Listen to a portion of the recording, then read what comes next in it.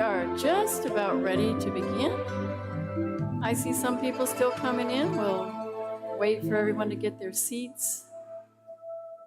Welcome. I'm so happy to see people here, and I've seen people that are returning from our last class.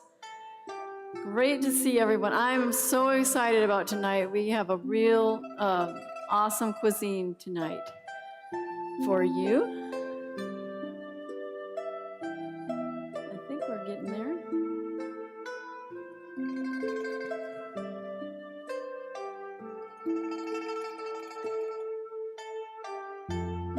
Some more people coming.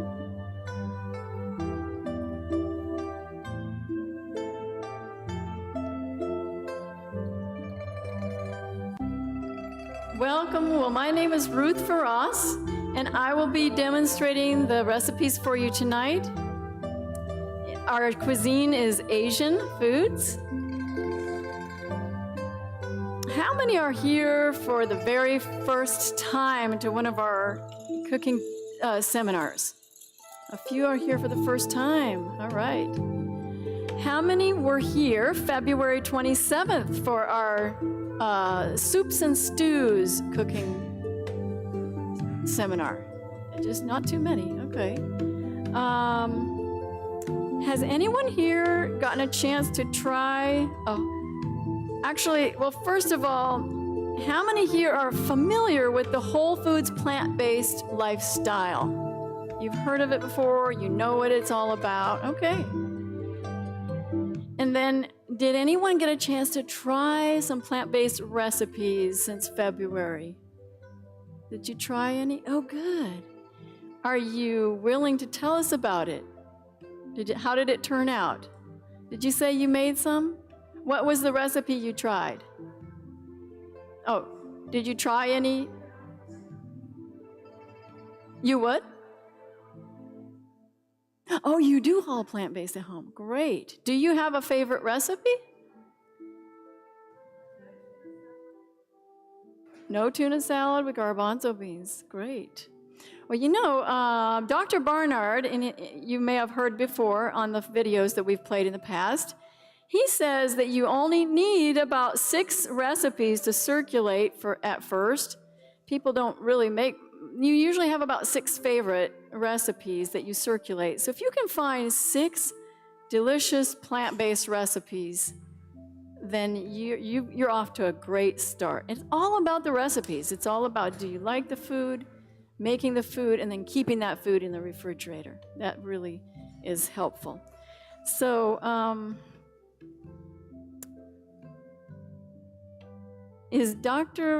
have a very special treat tonight.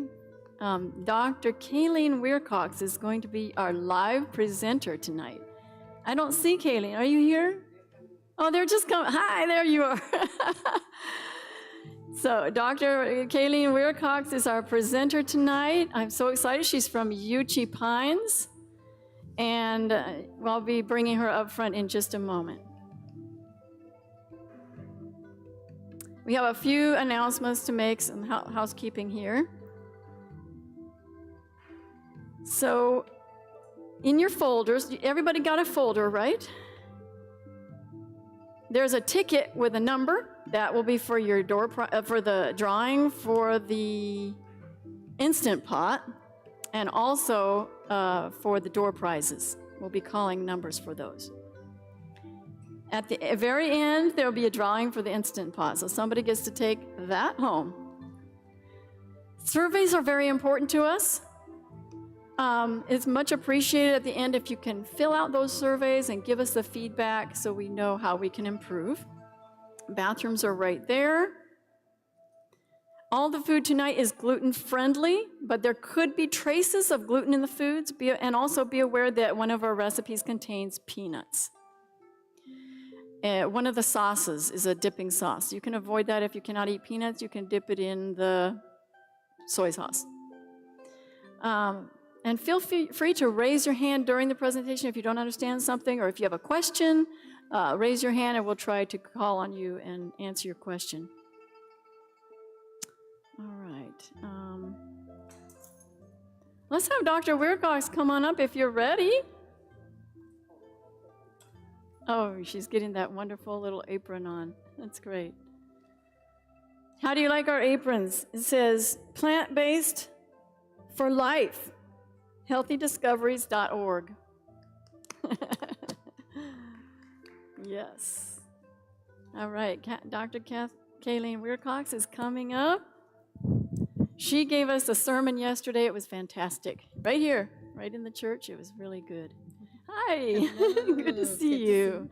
So happy to have you doing the live presentation tonight. Thank you, thank you. And is your microphone on yet? Yes, I think so. Can everybody hear her? Test one, Hello, two. hello. Test? Yes. I hear her. See something. Okay, now I hear it. Great. I would love for you to tell us a little bit about yourself and maybe how you got interested in plant-based lifestyle. Okay, so my name is Dr. Kaylene WeirCox. I'm a general surgeon, and I worked right here in Columbia, South Carolina at Palmetto Health before it became Prisma, years before it became Prisma. And then I started doing what's called locums, which is traveling surgery. And during my work as a general surgeon, surgeons, we like to fix things. We love to fix things. And I realized that there were some things that I just was not fixing, right? If there's a trauma, then you want your surgeon. But if you've got diabetes, the surgeon is not necessarily who you want, right? We start cutting off toes, and then we cut off the front of the foot, and then we kind of march up, and it's not a good process. And we're not fixing the problem. We're stopping the infectious process, and we're getting rid of the dead body part.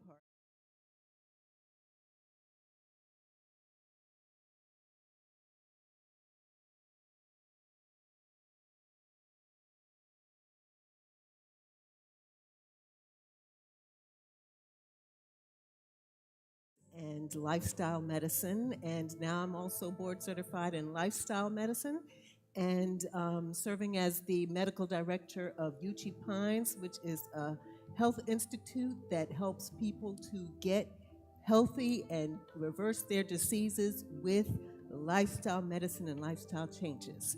So Thank you. Thank you. Would you mind just briefly describing what it's like at Uchee Pines? If someone wanted to go and go there to be helped, what are they? Can you describe a little bit of that? Well, at Uchee Pines, we are like I said, a health, education, and lifestyle wellness institute. And it is located in the country in Seal, Alabama. And so when you arrive, the first thing that you notice is that, well, you're in the country. There's not a whole lot around except for a bunch of trees and a farm, and, there's not going to be a bunch of houses and stores and things like that. You are in the country. And the reason for that is because fresh air and your environment is very important to your health.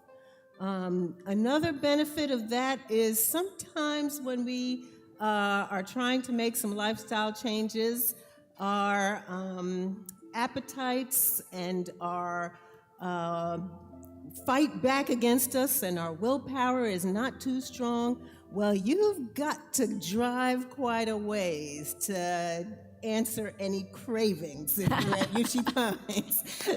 So, people come and they stay for about 17 days, and depending on the type of disease process that they have, we have them on specific diets. We treat them with hydrotherapy, with herbs, and those type of things, and we get very good outcomes with those things. Do you have cooking classes?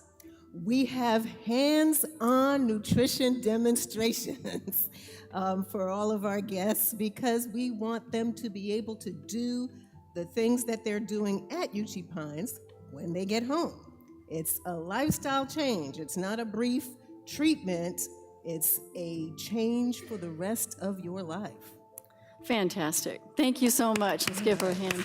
Thank you. Okay. And she'll be back to present tonight.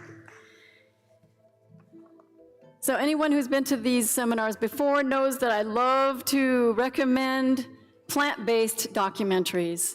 And if you can just, when you want to watch something, you're tired at the end of the day, you want to sit down and watch something, it's really beneficial to turn on a documentary that can encourage you and inspire you to reach the goals that you want to. And if you'll take in your cookbooks and turn to the back, you will see the documentaries. I've put a few in there. There's a lot more than this. Plant-wise, on page 17, The Game Changers, Forks Over Knives, What the Health. And I also love Dr. Jaeger, nutritionfacts.org, for any questions about what's healthy and what's not. Okay.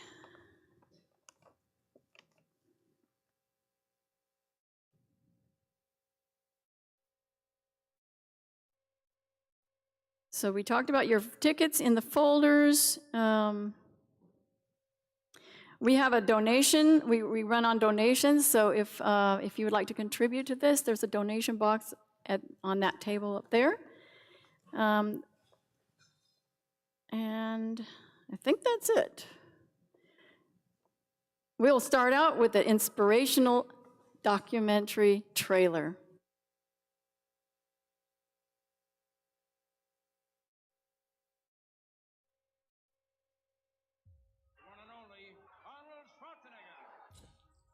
I ate a lot of meat.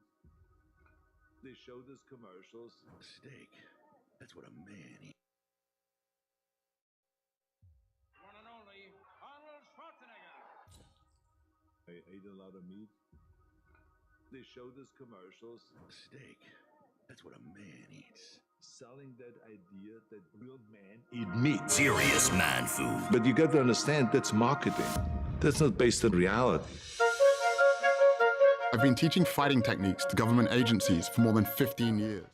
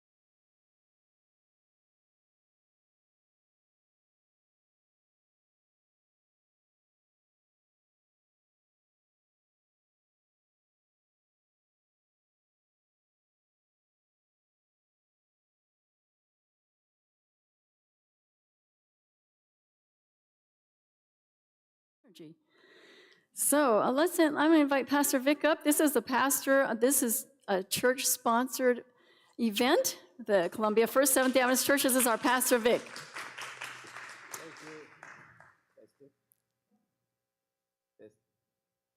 You can use this.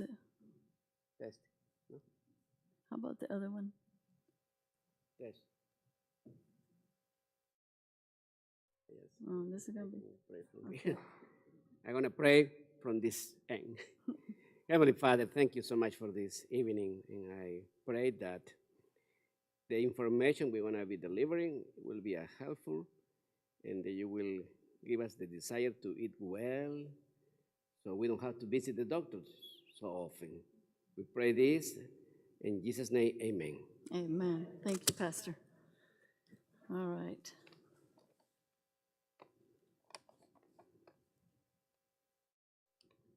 All right, the first recipe, take your little books out and turn to the spring rolls, page 4.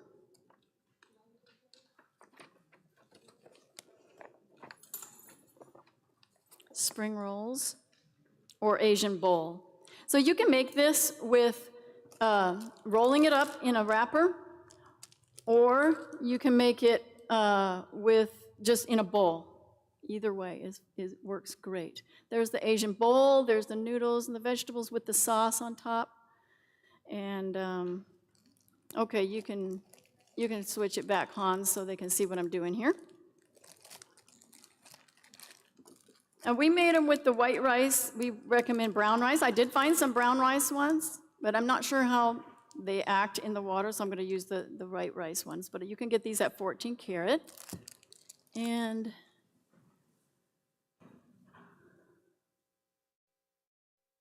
let's talk about noodles for just a second here. It calls for vermicelli noodles, which you could get anywhere, really. They're just these white, oh, it's not quite on yet. Is it coming on? Okay.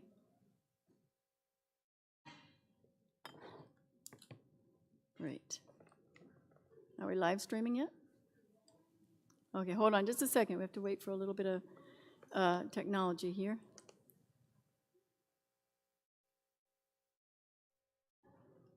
We're trying to get to where we can record these so it can be shared and repeated and shared, and so that's what we're working on.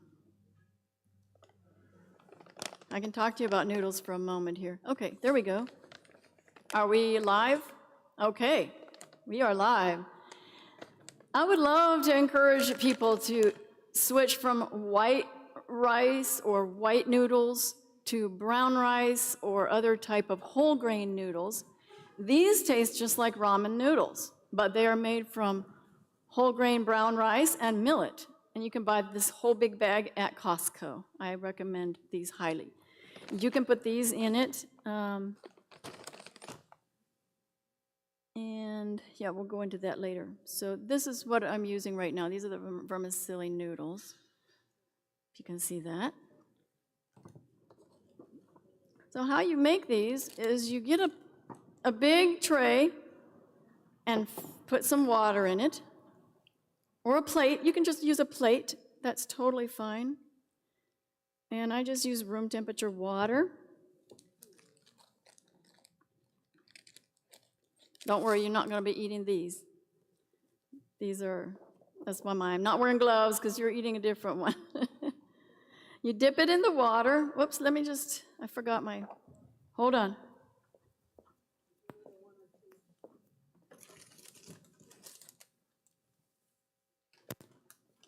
This is an exciting way to eat salad and protein. And it's all about that sauce. Have you heard that song? It's all about that base. Well, this is all about that sauce.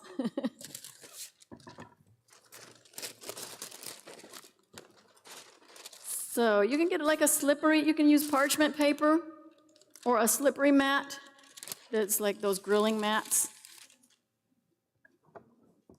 I'm gonna come a little closer so we can stay on that camera. And this is the fun part.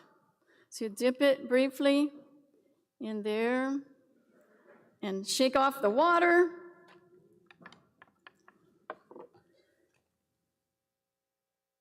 And then you place your ingredients in the middle. So I'm going to do some carrots and some red cabbage, cucumber. I got those at Costco. Those English cucumbers are lovely. Little sprigs of onion. And you know what? I'm supposed to have lettuce, and I forgot. But you put lettuce. Do we have any like cilantro or lettuce to fill this up? That's okay. Well, I'll just put extra of this stuff in because so it's about, we've got tofu.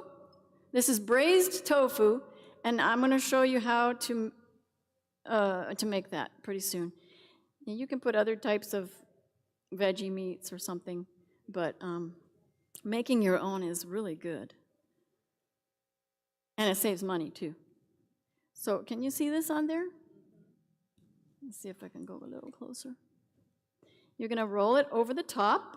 Take your fingers and push it under and kind of squeeze it back a little bit. And then roll the sides in. And then roll it over. And there is your spring roll.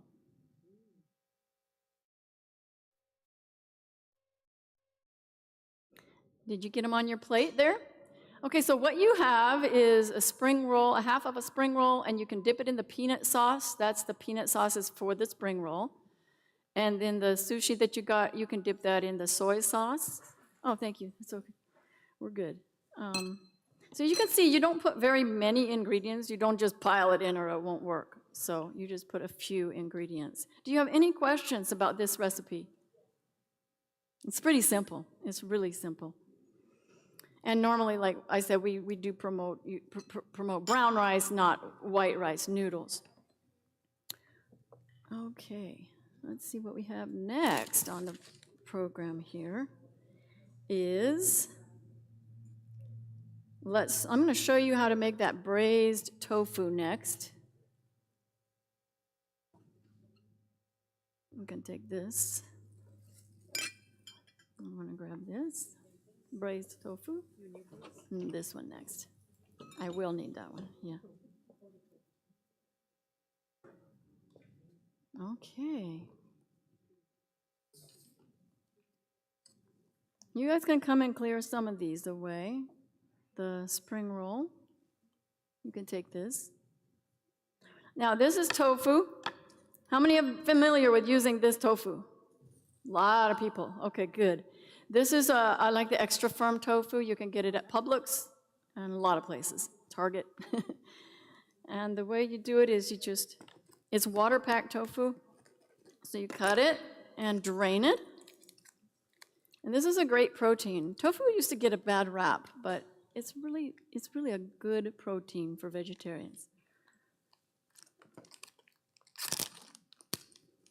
And then you just take it out.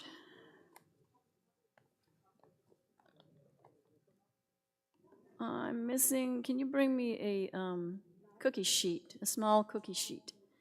You need to squeeze the water out of these for this recipe. Now, some people have a tofu press. I don't have one yet. I've heard of them. But the more water you can get out of this, the better for this recipe.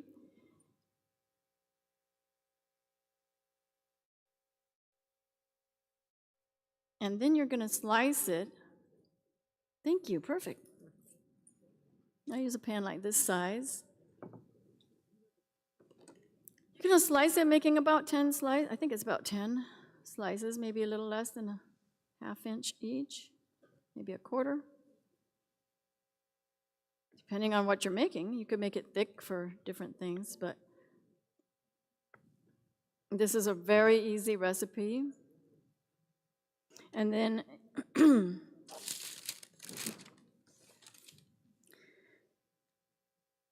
you have all these ingredients: vegetable broth, which I just use not chicken cube seasoning and mix it in the water.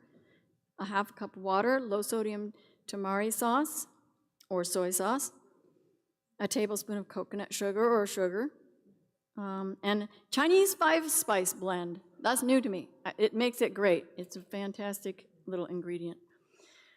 So then you take your tofu, you spread it out on the sheet, cookie sheet. And the trick to this is when you put it in the oven, you need to cook it, I think, at 400 and turn it once in 15 minutes. And you cook it until the water is all gone. No more liquid left at all on there. Okay? Pour your marinade on there. You see that? Oh, whoop! I spilled it. Okay. There's your marinade. That's a lot, but it just boils down, and in the oven it just cooks and boils down and till it's gone. And then you have these nice little veggie meats to put in your sushi or in your spring rolls or in, you know, any foods you like. Okay, you guys can come and take these from me. Do you have any questions about this recipe? It's going to be hard. Let me tip it out. Let me drain it a little bit. Let's just drain it a little bit. There we go. Okay. Any questions? Oil-free. We try to do pretty much oil-free. Sometimes we use a teaspoon here and there, maybe a tablespoon once in a while, but we try to not use refined oils. And I would love for Dr. WeirCox to say something about the oil, why we don't use refined oil. Are you here? I don't see. Where is she? Dr. WeirCox? Oh. Okay. Would you like to come up well, or do you want to do that during your presentation? Okay. We got that covered. She'll answer that further. Good question. And we have a door prize time. Lynn? All right, we're going to mix up the numbers and see who is going to get a door prize. I'm going to give you a choice because I'll tell you what, we've got these nice boxes of these nice cutting boards that were donated to us, and I believe they are bamboo. But guess what's on one side of, oh, this one isn't the right one. That one has some marks on it. It has animals on it. And so that's a little, that goes like opposite of what we're trying to teach here. So just use this side, okay? All right, so Lynn, let's see. There's raffle tickets in here for all the folders, and people didn't show up, so we might have to pull a couple before we find a winner anyways. Oh, I see. Okay. We did a lot more. Okay. Does anyone have the number 187221? Woo! Right on. Come on up. So would you like a bamboo cooking board, or would you like a package of the ramen noodles? I think I could just flip it and not look at the animals. There you go. Congratulations. Okay.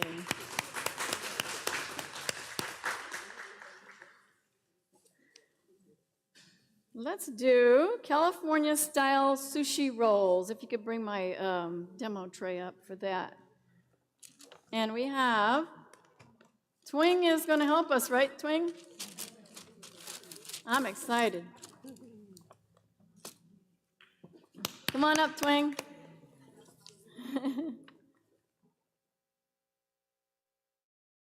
See, that goes back in there because, okay, so let's do it a little closer to this side.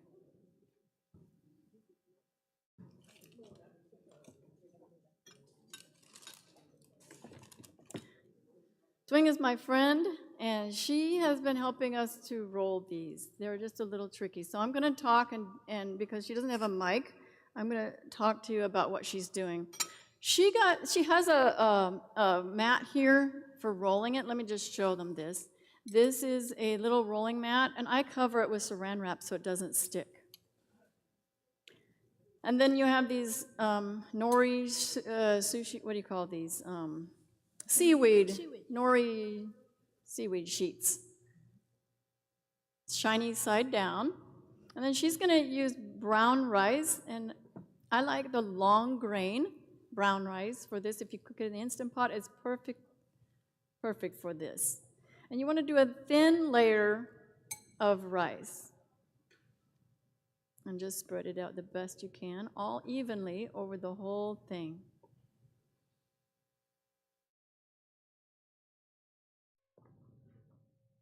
And you can find these, this is for the garnish on top. This is everything bagel at Costco. I was so excited to see that. It is a little bit salt in it, so just don't use too much. It's got salt. This is the braised tofu, what it looks like. After you cook it, we cut it in half, and we're gonna put that for our sushi. Instead of fish, we're using tofu. You need a knife? Oh, yes. Thank you, thank you. What do you want next? So we put a little bit so that in the end, if the dry will not overwhelm. Okay, so you don't want to go, see how she left like an inch at the top? So don't go too close to the edge at the top side. Next, she's going to sprinkle it with the everything bagel. And you can actually do this with the rice on the outside too. It works well if you have sticky enough rice. It's beautiful. But we're gonna do it with the seaweed. And now she's putting the braised tofu in one line, and now the avocado. And you can put whatever you like, plant-based. Some English cucumber, green onion, sliced longwise and thin, and carrots. Gives it some color.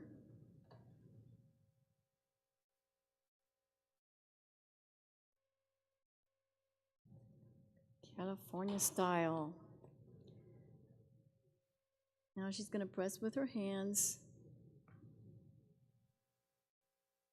She's going to roll it first before using the mat. Some people use the mat while they're rolling it.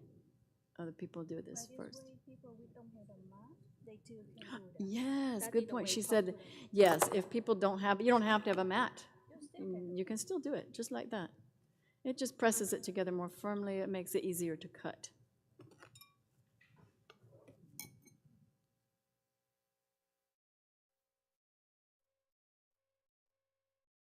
Nice, beautiful. And then I'll put a cutting board. Let's take this out. Let's take this out.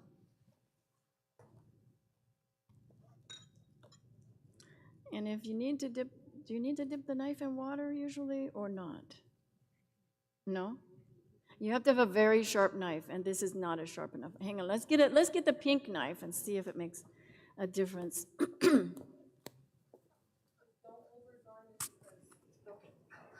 We need the pink knife. The pink knife, the sharp knife. Sharp knife? Yeah. Sharp knife, okay.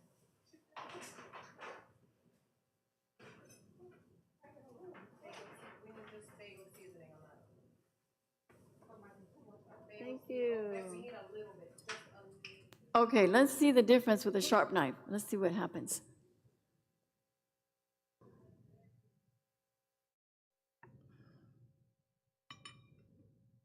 Is that better or not?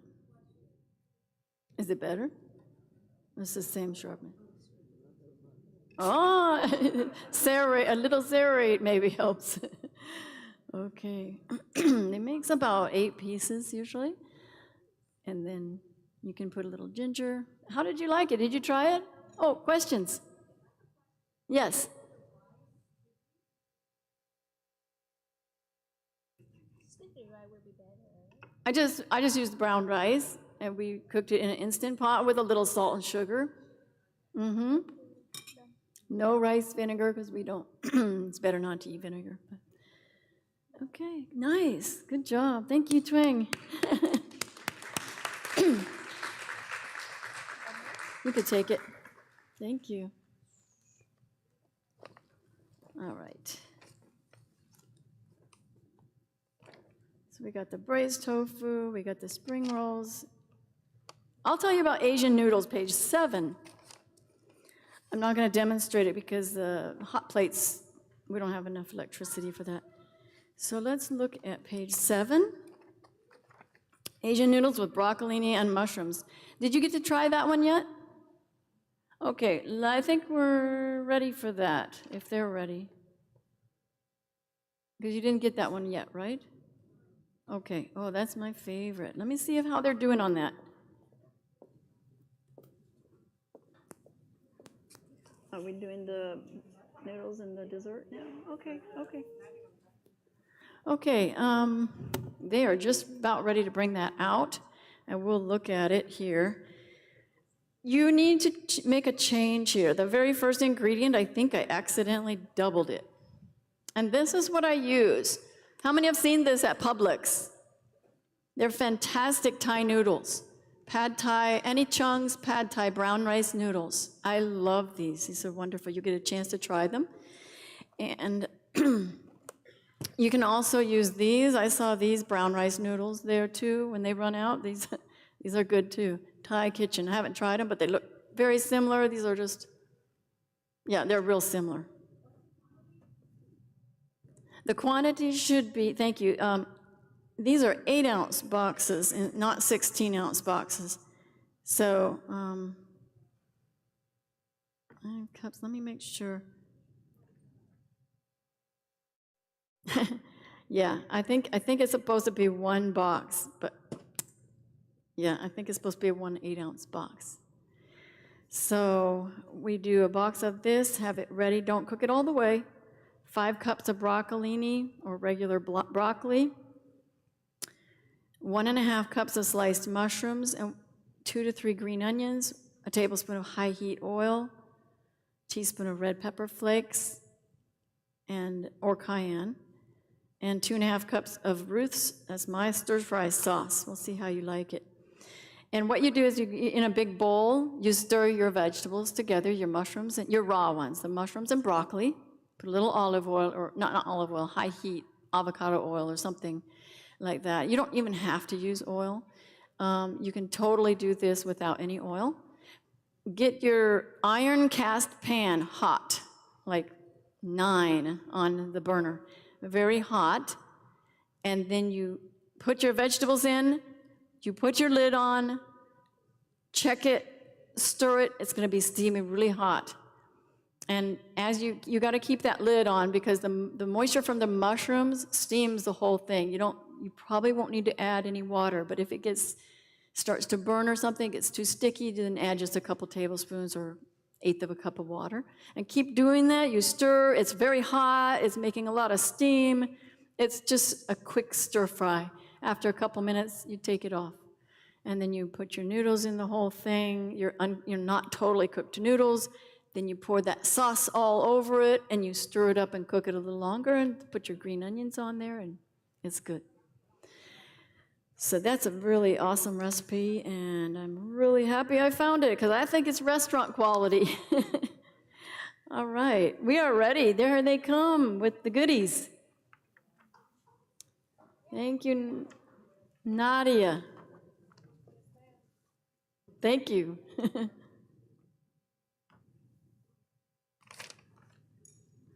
Check the time.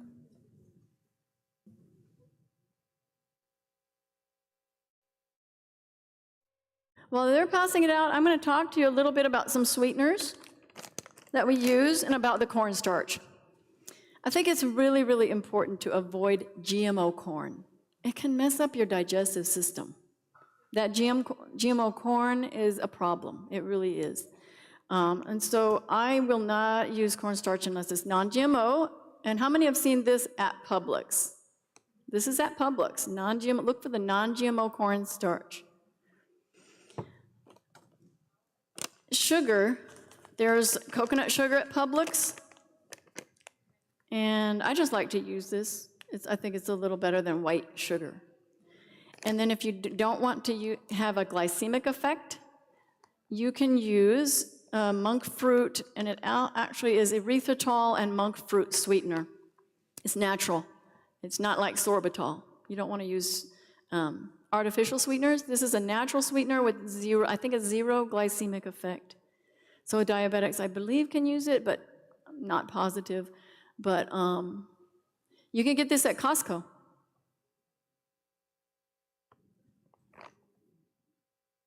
There you go. Can you see that?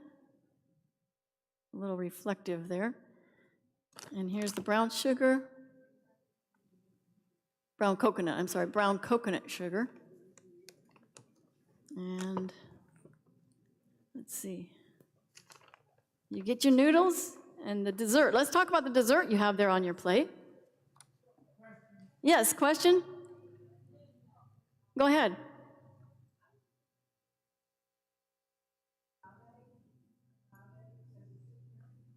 Yeah, it's low glycemic, yes. It's lower glycemic. I use it. It just depends on your health situation. But if you don't have diabetic issues, it's probably okay to use a little, I think. But ask Dr. WeirCox. She knows more. Any other questions? Stevia is great. It's not glycemic. It doesn't have a glycemic effect. So diabetics can use stevia, right, Dr. WeirCox? Is that correct? Yes, stevia is good. And so what I do with stevia, I bring the level of sweetness up with stevia. And in that dessert, we did use the stevia to bring that. You'll see it in the recipe there. It's not sweet enough without stevia and some of this. So, and then let's talk about the whipped cream. Did you know Publix has non-dairy whipping cream? There's a almond whipping cream and a coconut whipping cream at Publix. And that's what you got on top there. And let's see where we are. Let's do another door prize. Lynn, you want to bring up the, oh, we got them here. Okay, thank you.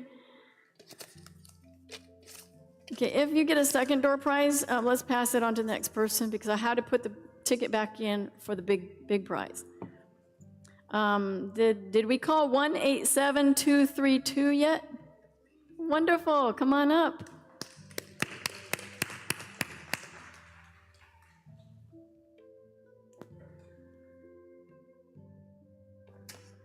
You can choose between the brown rice ramen noodles and this is a kit for making the sushi. It's the rolling mat and a couple little wooden spoons. Wonderful. Glad you like it. All right, let's welcome Dr. WeirCox again. Dr. WeirCox, come on up. I think it's that time. Let's see. Yes. Come on up, and you'll get to hear a presentation.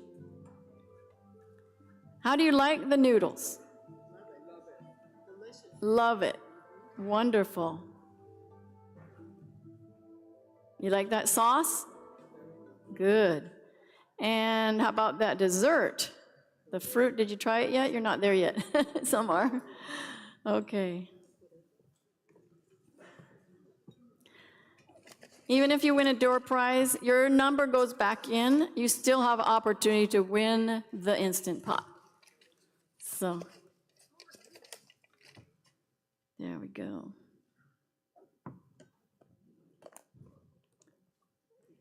I think that's everything I talked to you about. Okay, could somebody come out from the kitchen and help us clear away some things? Bring a tray. Yeah, thank you, Pastor. These two. Hang on. Take all this.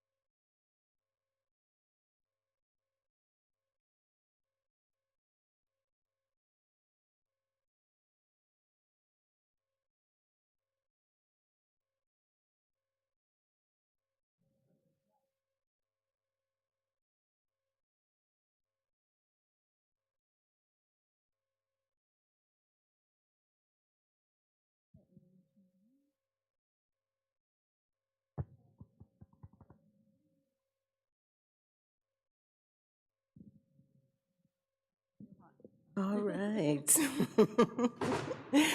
All right, all right. And I'd like to say hello to everyone again.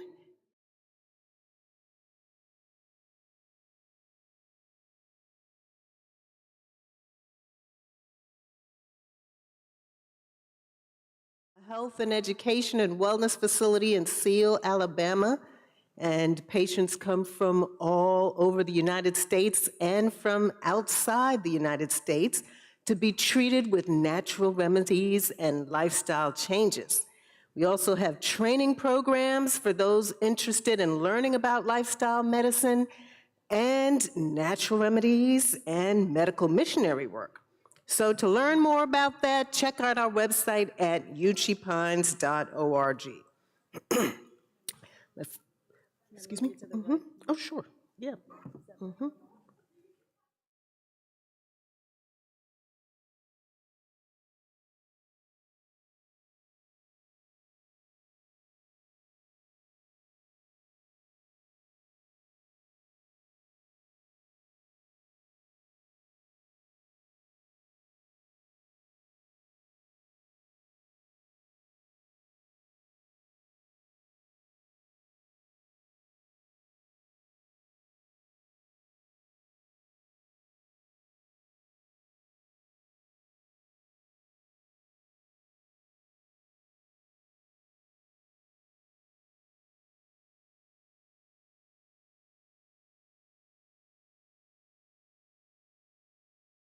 So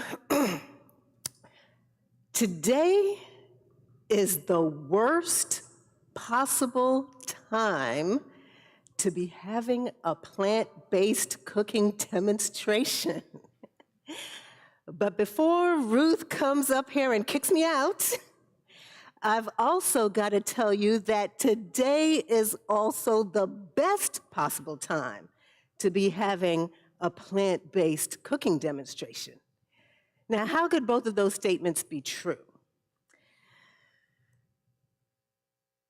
Both of those statements are true because you are in a war. And the war is very, very real.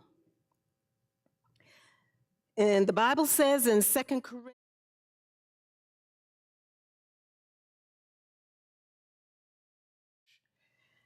and in Ephesians 6:12, it says, "For we wrestle not against flesh and blood, but against principalities and powers, against the rulers of darkness of this world, against spiritual wickedness in high places."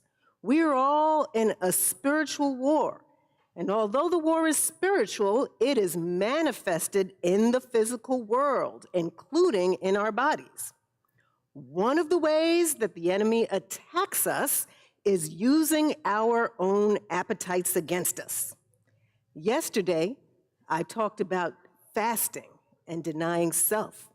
And several people shared afterwards what a struggle fasting has been for them or for a loved one. The battle against our own appetites can seem overwhelming. And so we have this wonderful cooking demonstration today, September 18. And less than a month from now, October 12th through October 23rd, to be exact, is the South Carolina State Fair. Yeah. Now, I don't know about you, but the only reason to go to the state fair is not the rides, not the animals.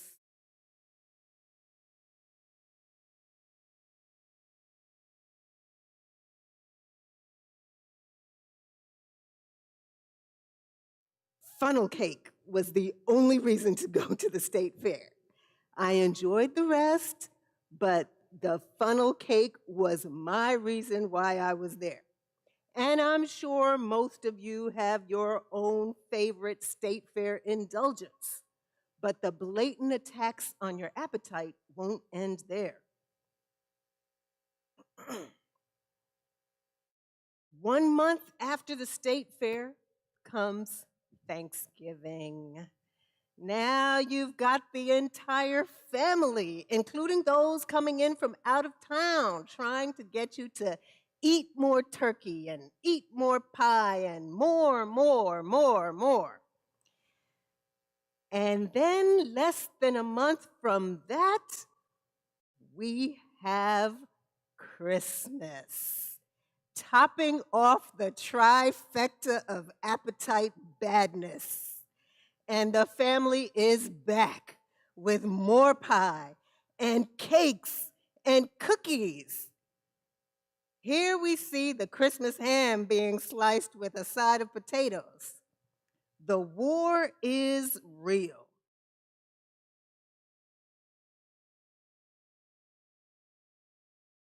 Time to have a cooking demonstration right now to empower you with weapons to fight the ongoing and upcoming battles. The weapons we use at Uchee Pines to fight disease include natural remedies, herbs, and hydrotherapy. But even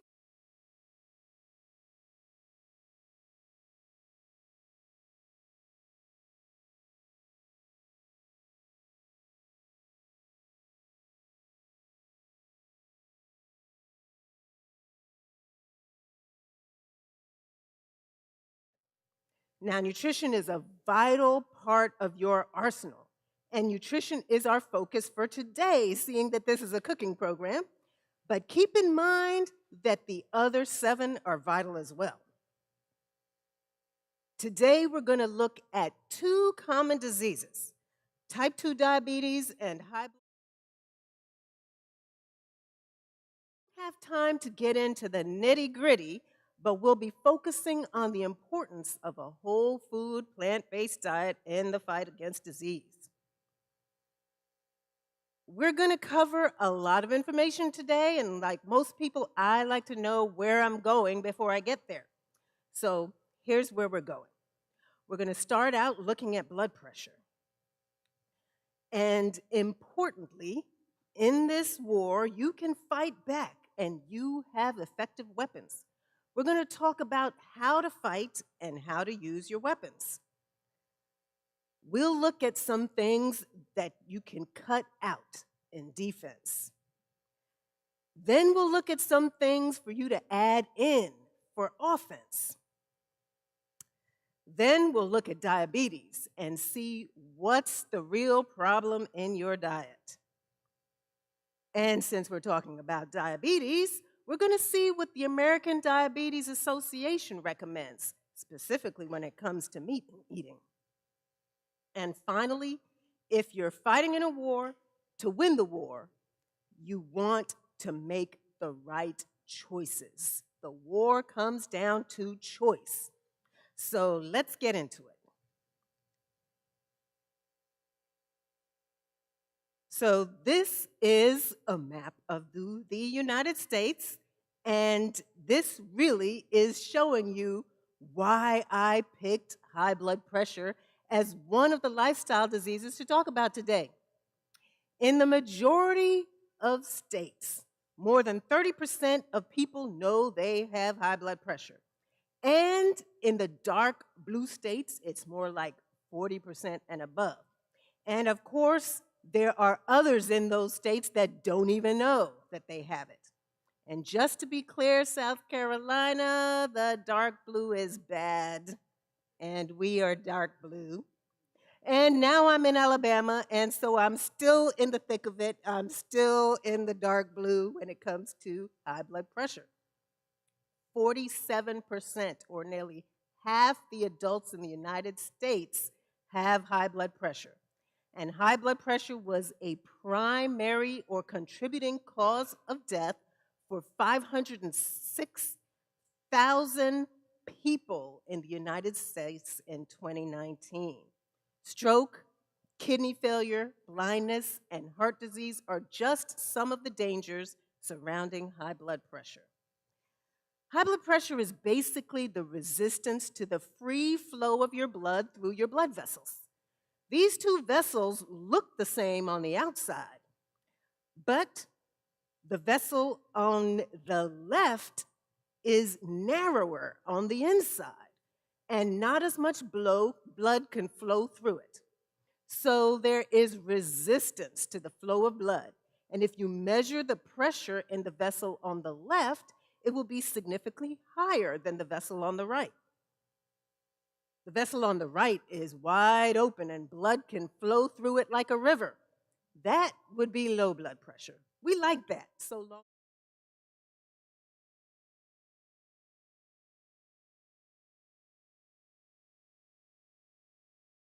Resistance to blood flow. So, what is normal blood pressure and what is high blood pressure? Many people are still unaware that these numbers have been updated in the past 10 years. So, there are many people who think their blood pressure is okay and they're actually hypertensive. The numbers changed because complications of high blood pressure can be seen in pressures we once thought were okay. The normal pressures are the levels where no complications are seen. So if you are in the pink to red stages, then the question you need to ask yourself with high blood pressure or any disease is, do you want to manage and control it, or do you want to reverse and defeat it? That is the question. So if you want to manage and control it, and you want to eat what you want to eat at the state fair and Thanksgiving and Christmas, you just want to have a nice big plate of all of that appetite badness, then you have plenty of medications that you can take. So you can easily just go right ahead and take some of those pills. They'll treat some of the symptoms and some of the effects, but they won't treat the cause. If, however, you want to reverse and defeat disease, in this case high blood pressure, then we need to go deeper and get at the root. We need to treat the cause and not just the symptoms. And the cause for high blood pressure and diabetes is not our genes. They may contribute, but they don't cause it. It's our lifestyle, our diet, which is where our focus is today, but also our activity or our lack of it. How much water we drink. Most definitely with high blood pressure, our stress levels. How much fresh air do we get or the lack of it? All of those lifestyle things focus in and contribute to these diseases. Again, the war is real. And these lifestyle decisions that we make contribute day by day and moment by moment to whether we are winning and having good health or whether we are losing and having these lifestyle diseases. So how do we fight back? Well, to fight in any battle successfully, we need both an effective defensive and an effective offensive strategy. So we'll first fight the resistance with defense, and then we'll fight the resistance with offense. But remember, you're using defense and offensive weapons simultaneously. Even though they're listed out in the presentation, one before the other, you're doing these things at the same time. Our defensive strategy focuses on what to cut out and avoid. We put up our shields against these enemies and we keep them out of our bodies, out of our minds, out of our spirit. Again, we're focused on the vital weapon of nutrition today. So we won't be getting into some of the other important aspects of defense, like your thoughts and dealing with stress and exercise and all those other good things. So in defense here with nutrition, we're talking about things to cut out from what you eat and what you drink. So we're talking about salt, saturated fat, alcohol, and caffeine.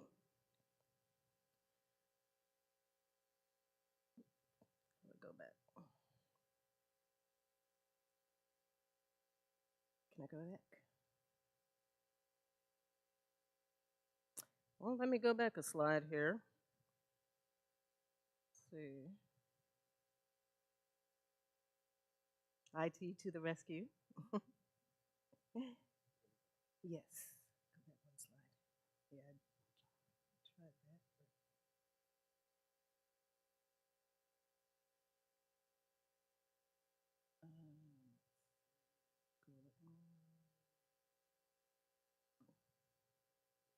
Okay, great. All right. Thank you. Thank you very much. Okay, so sodium, or what we commonly call salt. I'm sure everyone saw this one coming when I said I'd be talking about blood pressure. Salt is key when it comes to blood pressure. So we're going to spend a little bit of time here. But you may have noticed that the slide says cutting out extra salt, not salt. That's because, just like sugar, plants naturally have varying amounts of salt already in them. And the only way to cut out salt or sugar completely is to stop eating completely. And of course, that would kill us. So we don't want to do that. We need some salt, just like we need some sugar and we need some fat. But with salt and with sugar and with fat, we kill ourselves by eating much more than we actually need. So, what is extra salt? It's the salt that is in the pre-packaged food.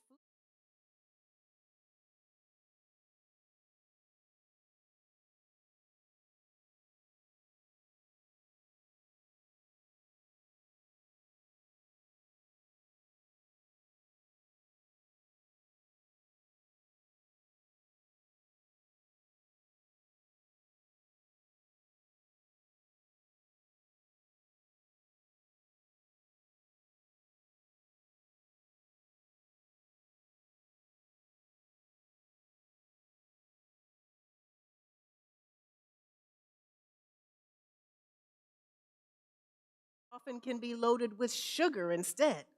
So it may be plant-based, it may even be organic, but have you checked the salt, sugar, and fat content? Extra salt is also the salt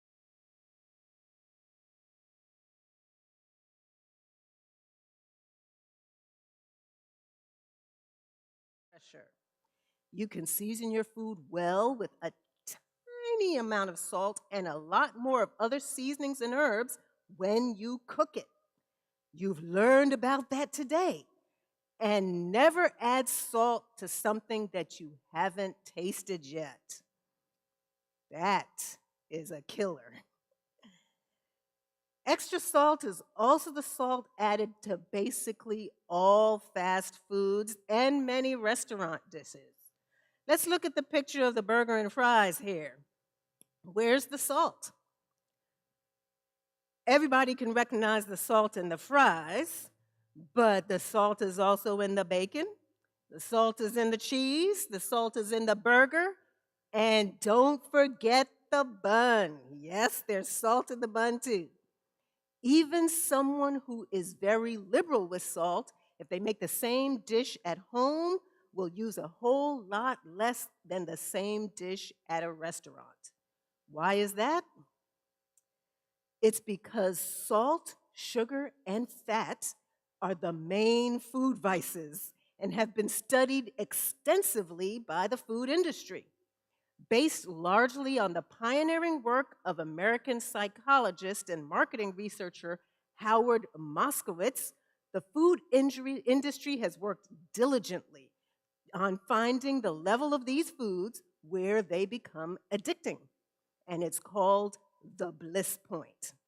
And you can be sure that everyone in the food industry that is not focused on health food and even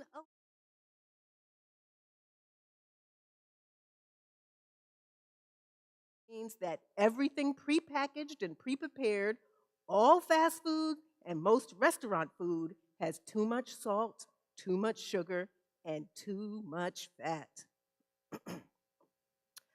But you use pink salt.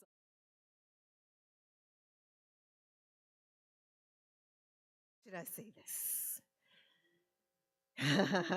Himalayan salt, pink salt, sea salt, are all still salt.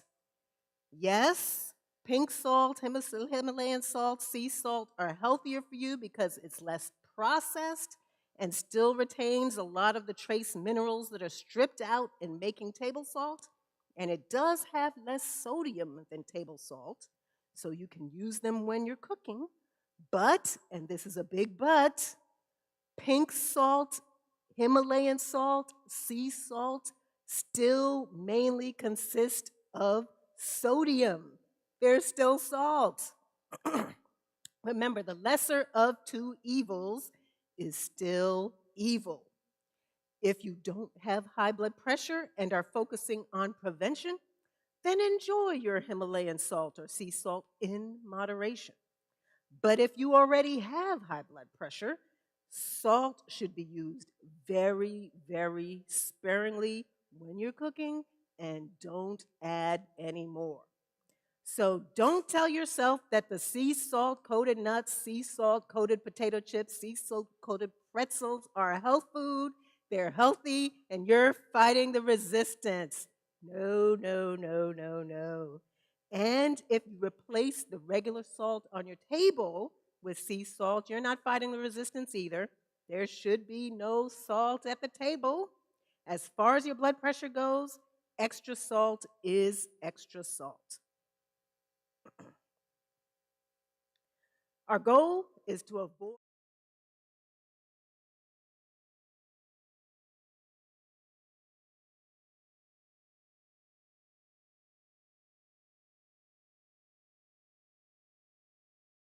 those with no added salt or sugar if possible.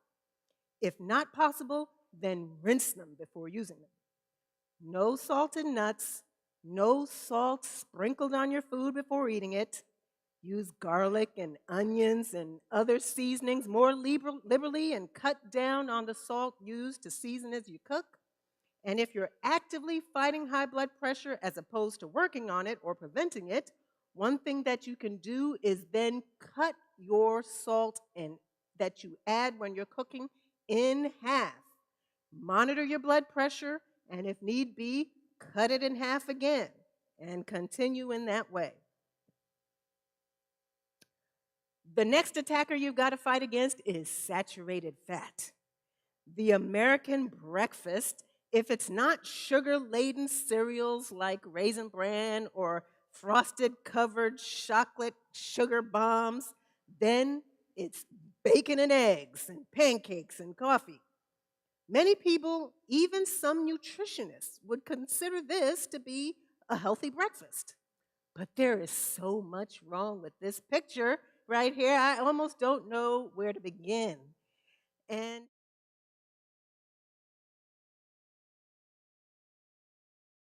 let's look at those fried, grease-covered bacon and eggs and dig into cutting out the saturated fat. Saturated fat, like salt, is manipulated by the food industry to hit your bliss point. When you take that bite, you just have a moment, right? It just has that consistency, that fat, it's just smooth, it's just right. When you have that sugar and salt added in with it, bliss point is hit. Salt, sugar, and fat taste so good, but they are brutal on the body. Now, some of you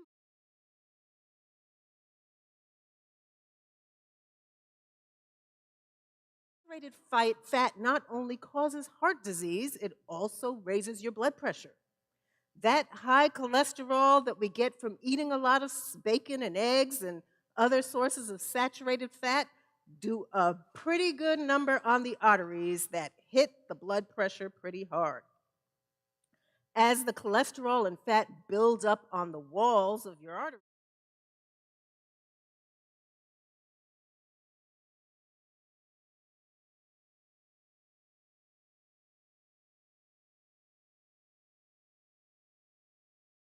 as easily, and the pressure in the vessels increase. So remember the nutrition facts label. Let's take a look at it for the fat content. Because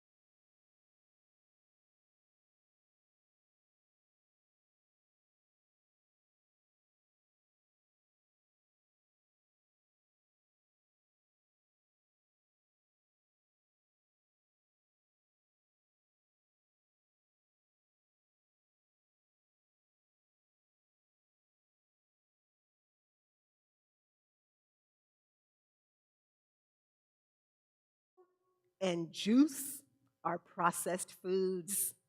You take something good, say olives or oranges, and you take a whole bunch of them and you squeeze out the oil or the juice, which then concentrates the fat or the sugar.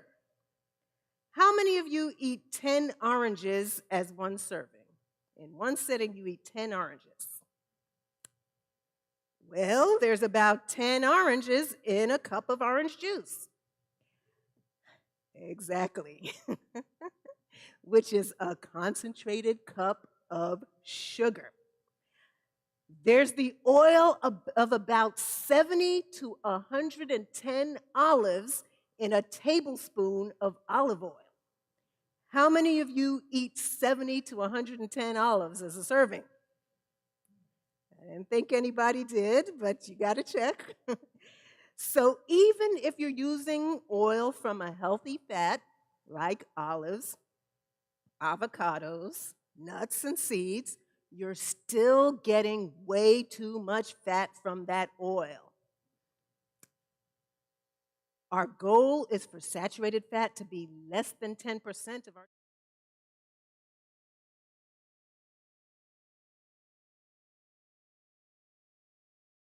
olives or avocados. Cut out oils as much as possible. If an oil is needed for cooking or baking, use the bare minimum. That includes unsaturated oils like olive or grapeseed oil. What we drink also can fight against us as well. Many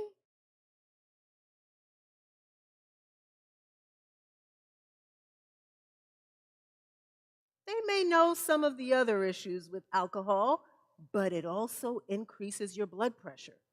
Scientists haven't figured out why it does it, but many studies have shown that the more you drink, the higher your blood pressure goes. There is no safe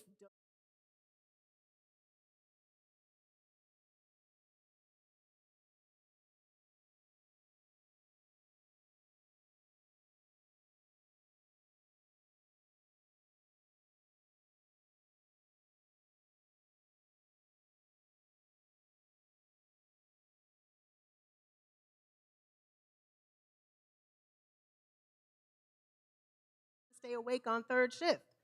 But most people know that caffeine increases your blood pressure as well. Do they know that? Most people don't, actually.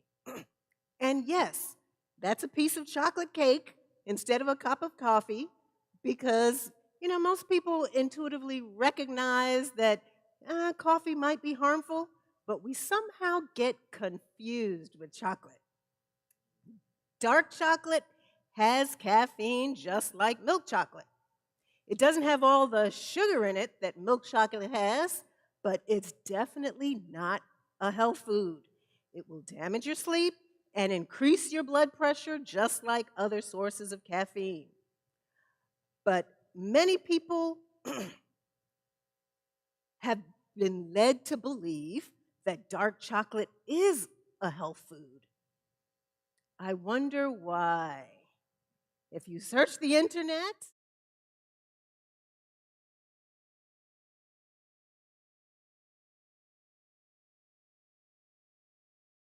as a health food, it has antioxidants in it.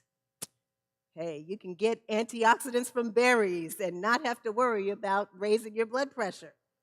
Here's the reality.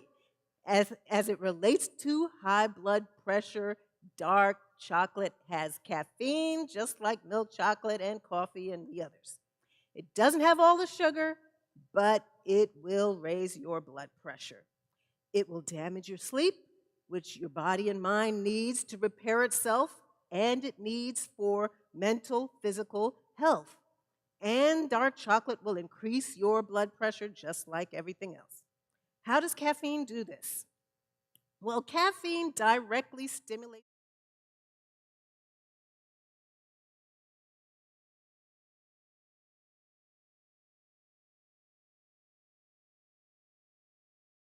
the body we get high blood pressure.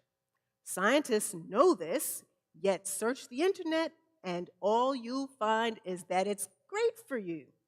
Studies show that once the caffeine is out of your system, the increased pressure can drop back down to normal in people who don't have high blood pressure at baseline. But the effect is larger and more prolonged in people with high blood pressure. And caffeine is in coffee and chocolate.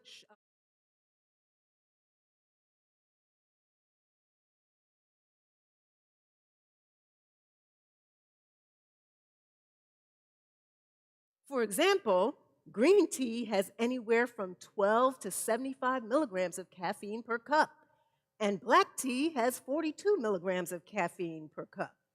Good old-fashioned Lipton has 55 milligrams of caffeine.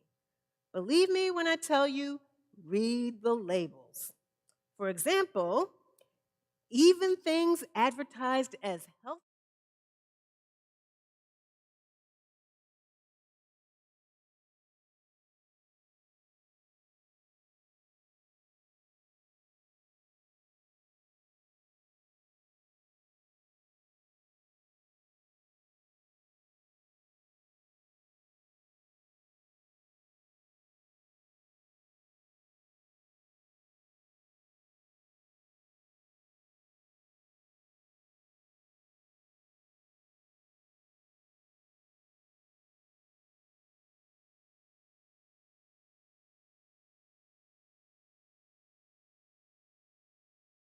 That's a deceptive way of saying that it's loaded with caffeine.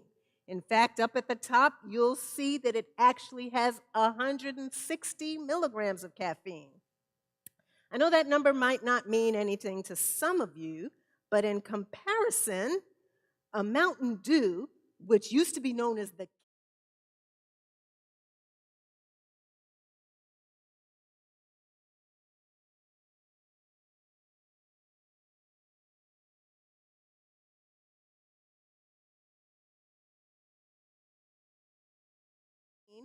Starbucks Double Shot Energy Plus Coffee as 145 milligrams, which is still less than this plant-powered drink.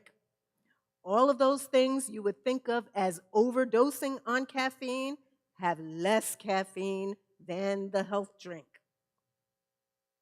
Why am I beating a dead horse on this? Well, a patient of mine who had been successfully fighting his diabetes and high blood pressure for the past year with lifestyle changes like a plant-based diet, exercise, and eliminating harmful substances like alcohol and coffee, drank one of these a while ago thinking it was a health drink because it was plant-based. He ended up in the ER with heart palpitations. Fortunately, the ER doc asked the right questions and recognized right away it was the energy drink with the ingredients that won't lie to you that ended up putting him in the ER. And he didn't end up putting him on any medications. So cut out the caffeine.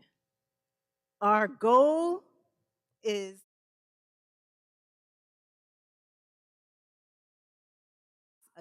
a bag or a can, except for whole foods, meaning that you didn't do anything to it but pick it and put it in a package to sell.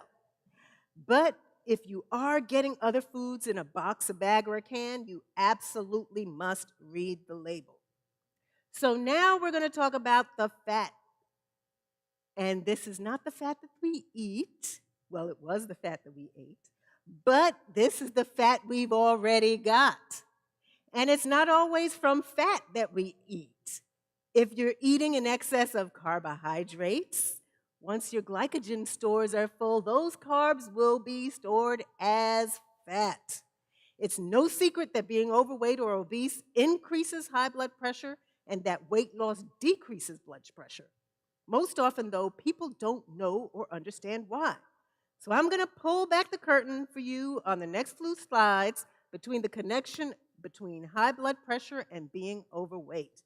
And as a bonus, if you look closely, you will also see the connection between being overweight, high blood pressure, and diabetes, the terrible trifecta of lifestyle diseases. So let's take a look. It's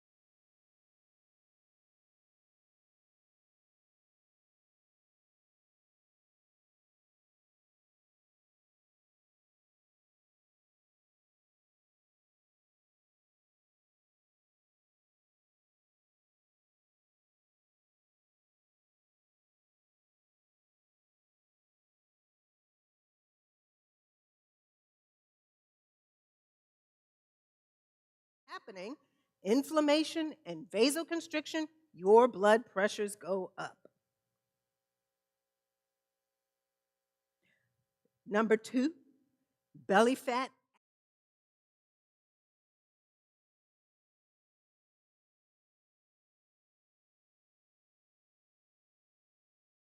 Up. So we have these two working at the same time, but I said there were 3 ways belly fat works to raise your blood pressure. And of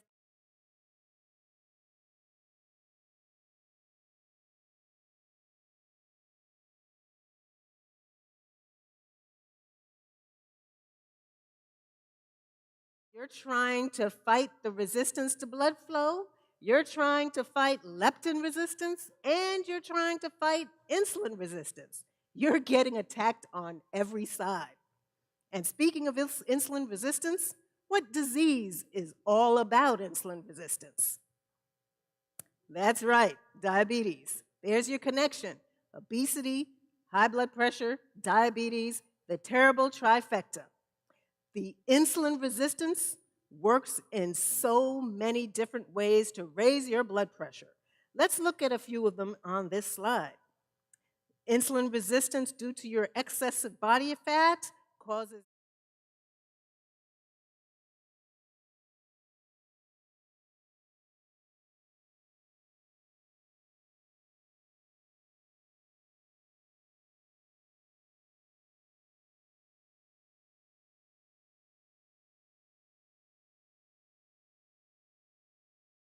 and again, your blood pressure goes up.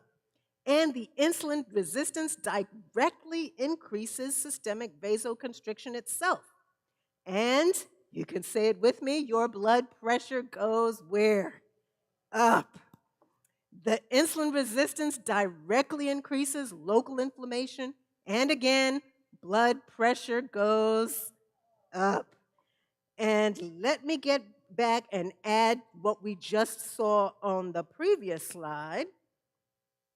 And then we get this picture.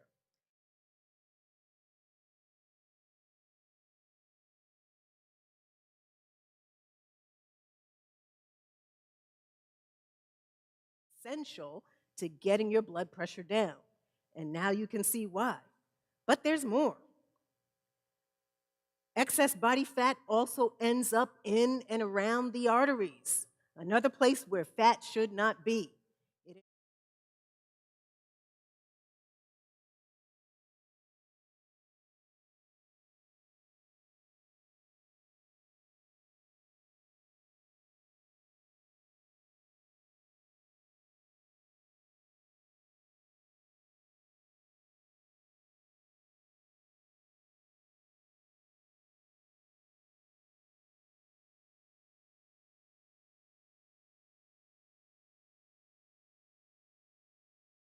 nerves and natriuresis, which is the process for the kidneys to get rid of sodium and salt, is inhibited. Do you see how all of these things are being connected here? This is why cutting back on salt and cutting back on eating fat and cutting out excess body fat are all part of the defense. I know this slide is busy, but remember this. Artery fat, kidney fat, belly fat are all working to raise your blood pressure. And this is just trying to explain to you how.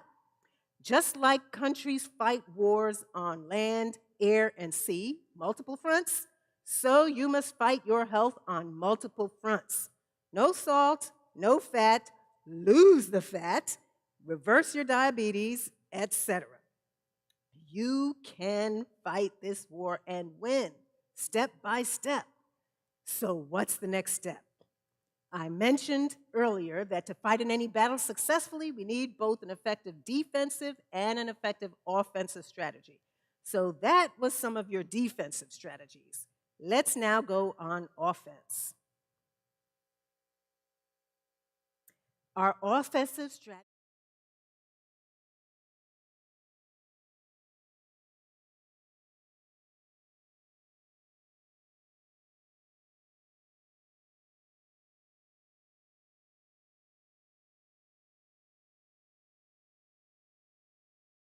So let's preview our offensive strategy.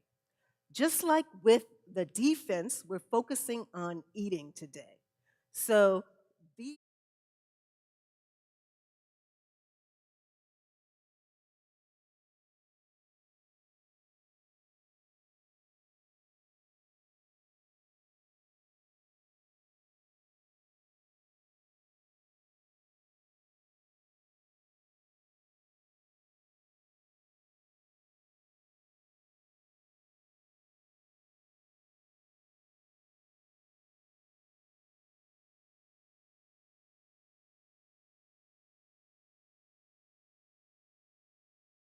recommended.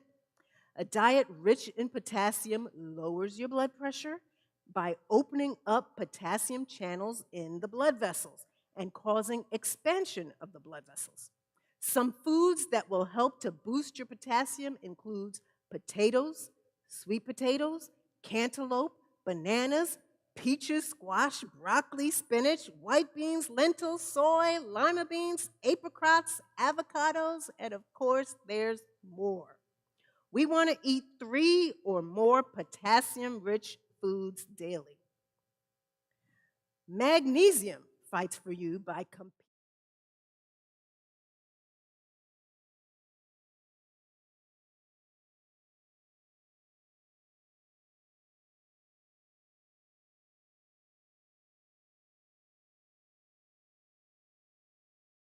And in seeds like pumpkin seeds. We want to eat 1 or 2 foods daily that are high in magnesium.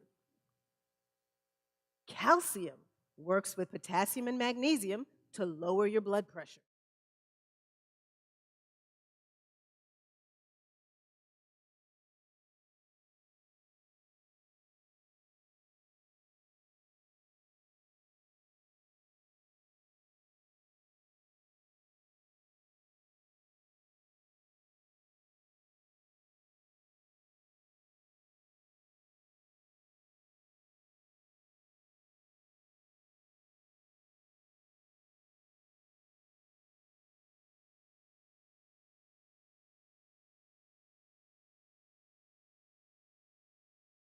Other beans, like black-eyed peas, are also a good source of calcium.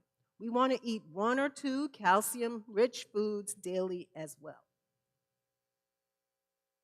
And then flax seeds are known to lower cholesterol via their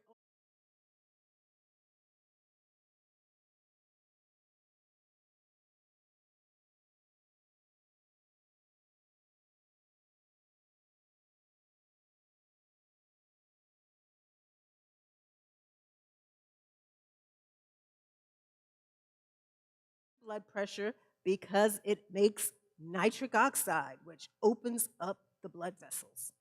Eat flax seeds daily with breakfast or lunch. You can sprinkle a tablespoon of ground flaxseed on salads or cereals. Olive polyphenols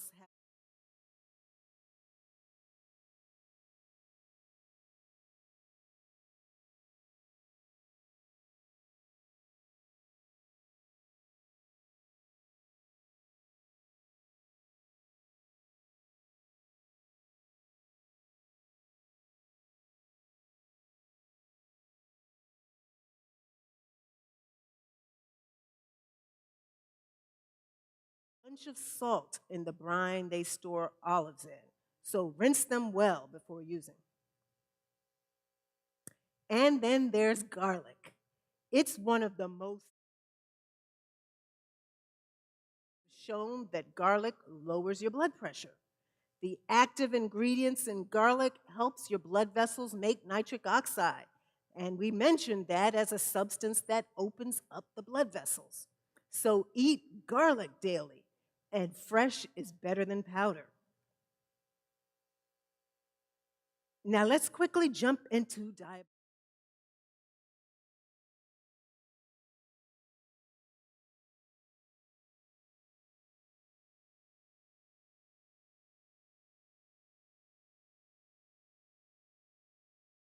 Look at the cause of diabetes.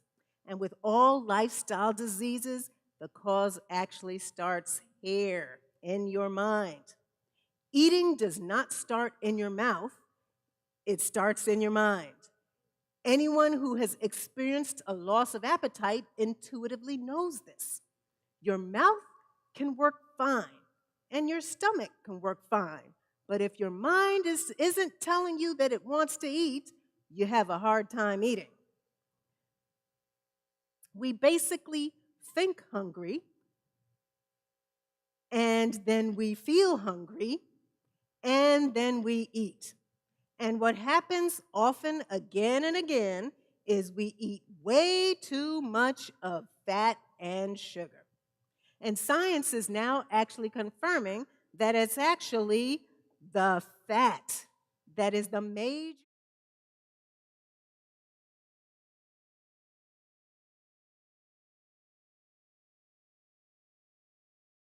right? It's our thoughts and beliefs that are driving what we do, what we eat, when we eat, how much we eat, and if we choose to burn any of it with exercise. Our thoughts and beliefs are behind all those decisions, and that is what's leading us to these lifestyle diseases. So I want to make it crystal clear that you know without a doubt when you're going to the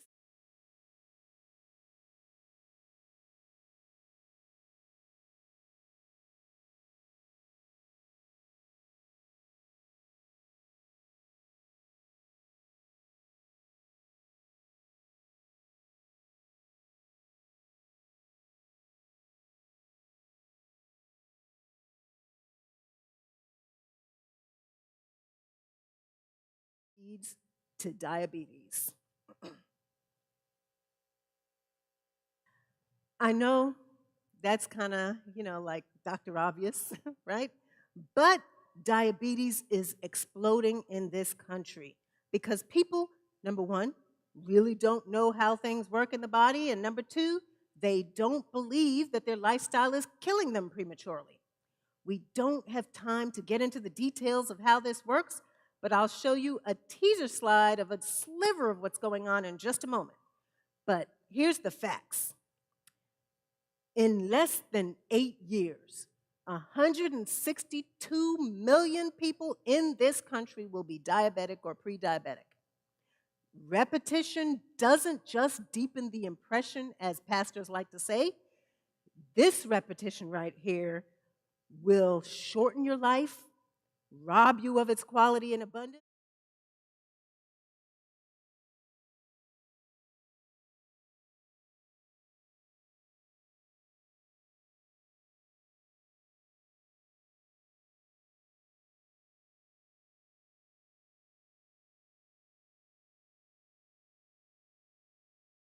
Thief cometh not but for to steal and to kill and to destroy.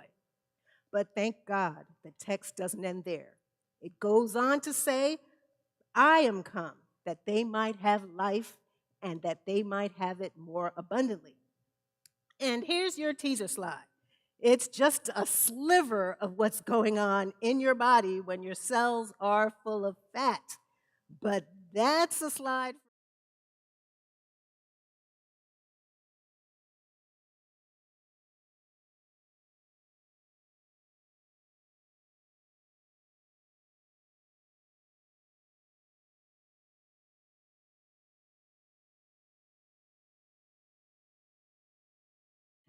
Well, here's what the American Diabetes Association recommends when it comes to making healthy choices about diet in managing diabetes.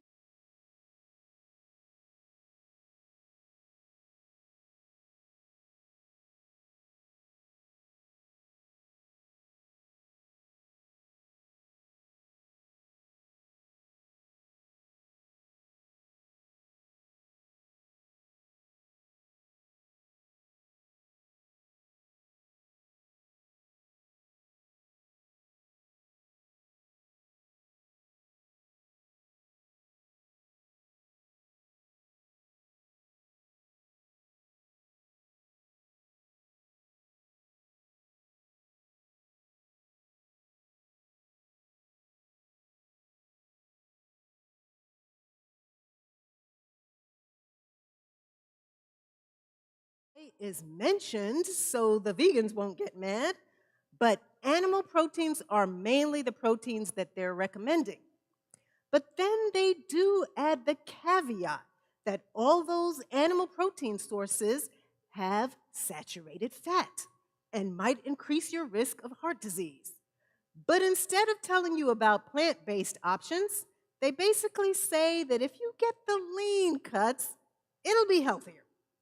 So now you've got to be thinking, well, what about beans?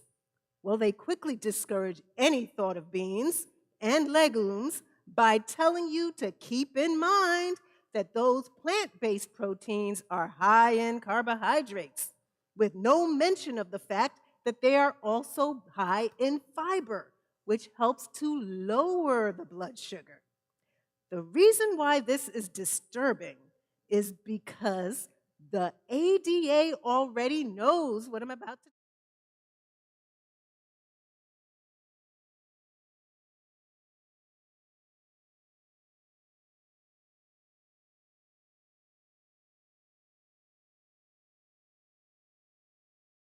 Heart disease. In fact, your arteries might be spasming just looking at this picture. And the ADA does mention animal protein increasing heart disease. And quite a few of you likely know about meat and cancer. The fact is, your colon hates meat, and colon cancer can often be the result. But meat also worsens diabetes. Animal protein, not just from red meat, but all animal protein, including chicken, and yes, even fish, all animal proteins increase a bunch of toxic compounds in your body that causes oxidative stress, inflammation, and lead to insulin resistance. Some of those toxic compounds are branched chain amino acids, heme iron, nitrosamines, and there are more. In other words, meat eating actually contributes to diabetes. So how could it possibly be part of the ADA diet recommended for diabetics? And remember, there's no fiber in meat, and we know fiber is a diabetic's best friend. Studies show that replacing animal protein with plant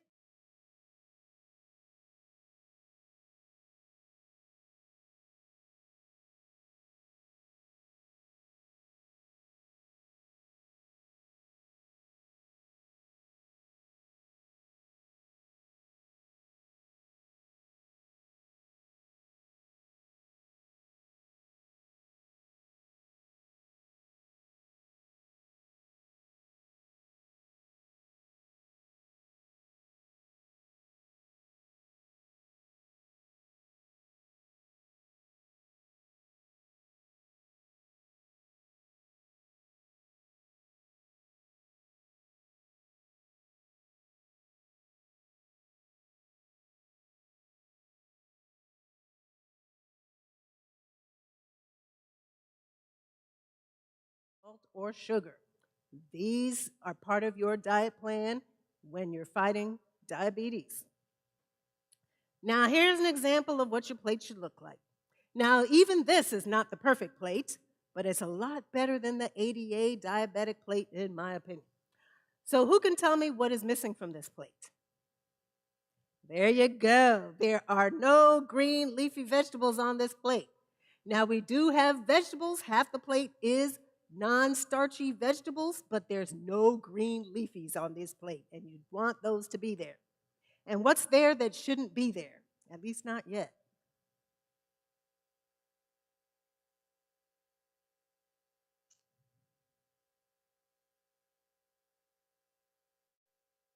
Your fruit is okay. Now, some people have issues with eating their fruit, with eating their vegetables, but if you don't have issues with that and your GI tract can handle that, your fruit is okay. But something else shouldn't be there yet. And it might be hard, you might not even be able to, I'm looking at the slides, you might not even be able to see that, but there's a glass of water there. And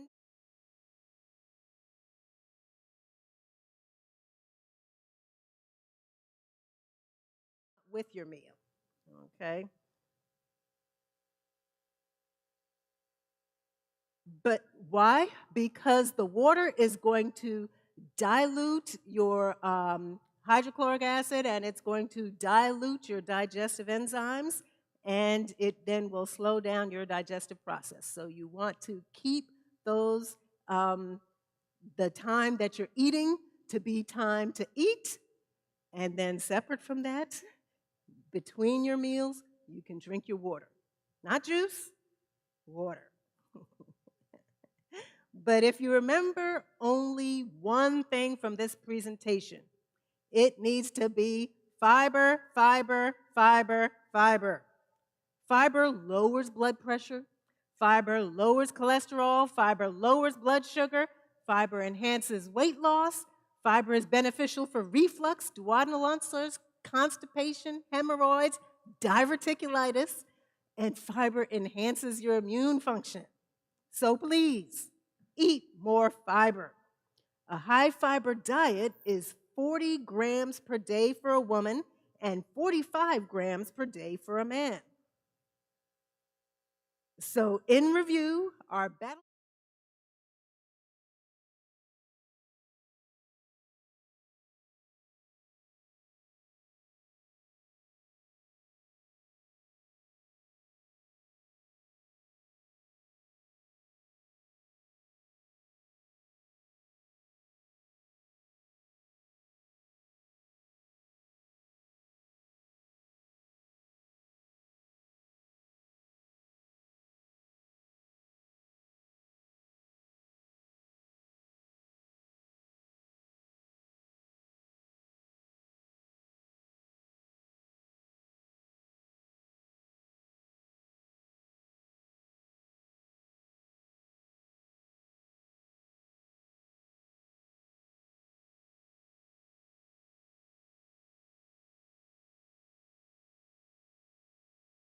the highest source would be your legumes, which includes your beans, peas, lentils, and seeds, and our plant-derived fats like avocados, nuts, seeds, and oils, sparingly without added salt or sugar.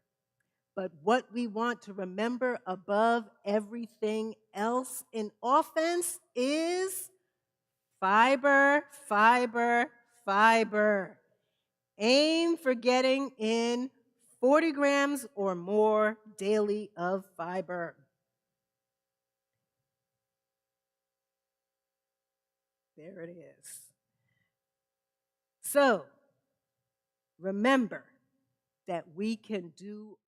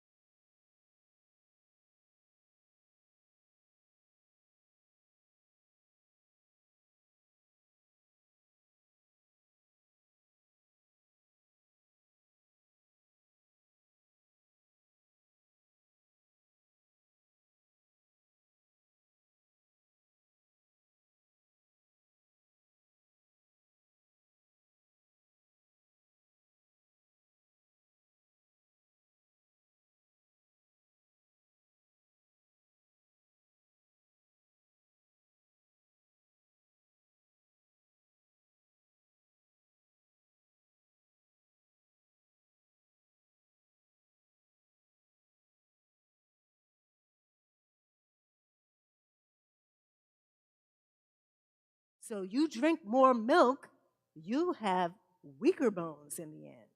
You need to get your calcium from the way that the cows got it, from the plants.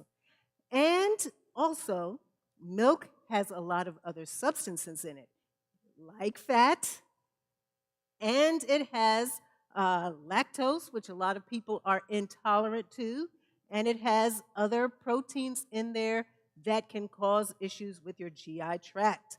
It can cause increased permeability in the GI tract, and then we start having problems with leaky gut. So avoid the milk. Eat those low oxalate greens like chard and bok choy. Eat those low oxalate greens, kale. Avoid the milk. Any other questions? Yes, sir. She has passed on, unfortunately. Yes. Mhm. That is a whole presentation in and of itself. And there are a lot of things that are being called leaky gut that really aren't. But we're just now beginning to, I won't even say understand because we don't, but we're beginning to delve into more of what the gut does and the function of the gut. You know, we used to think that the appendix was disposable, and I'm guilty. I ripped out a whole lot of appendixes in my career as a general surgeon. And, you know, we would take them out even in people who didn't have appendicitis. If you're in there for some other reason, you're going to just take it out while you're in there. And we have learned over time that the appendix is actually part of your immune system. And in the rest of the gut, there are immune cells and patches of immune cells, and it's called MALT. You can look that up. But that immune system and that function of the gut is what gets disturbed with leaky gut. With leaky gut, the tight connections between the cells in your GI tract gets disrupted, and proteins and other things can get in between those cells, and they cause inflammation. And that inflammation can cause problems down the road. It is a big topic. We can't get into all of it, but fiber does help. Okay, so eating more fiber will help. Your short chain and medium chain, oh my goodness, the word just slipped out of my brain. Fatty acids, yes, short chain and medium chain fatty acids will also help to feed the, there was one more question in the back there. Yes, okay. Yes.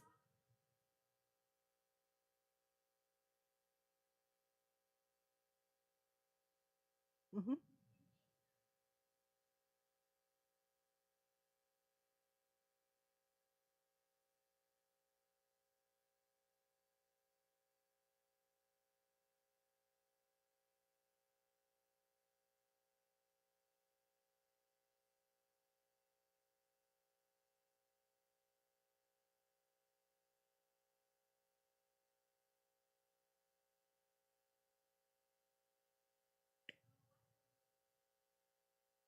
Well, you know, there's, when you remove something, because remember we talked about defense and offense. When you remove something, you've got to replace it with something better, okay? When something is taken away, you've got to replace it with something better. If you don't do that replacing with something better, then removing that thing is going to cause harm, okay? So it's not like there's no nutritional value in milk. There definitely is. But there are better ways to get your calcium that won't cause the harm and the negative effects that milk causes. So there are nutritional value in milk, and if you're not replacing those nutrients when the milk is removed, then that child needs that milk because it's not getting anything else that is beneficial, right? So we don't want to be unbalanced, right? So if we're going to take something away, we want to give something that is better. If you don't have something that is better to give, you leave that person with the thing that they've already got until you've got something better to give them, okay? So in that situation, yes, you would want them to drink it because they don't have something better at that point to give them the nutrition that they need. Okay. Yes. Yes, ma'am.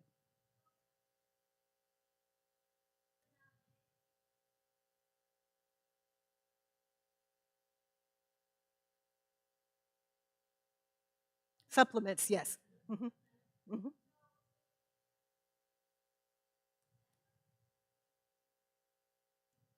Absolutely not. You want to get the real food.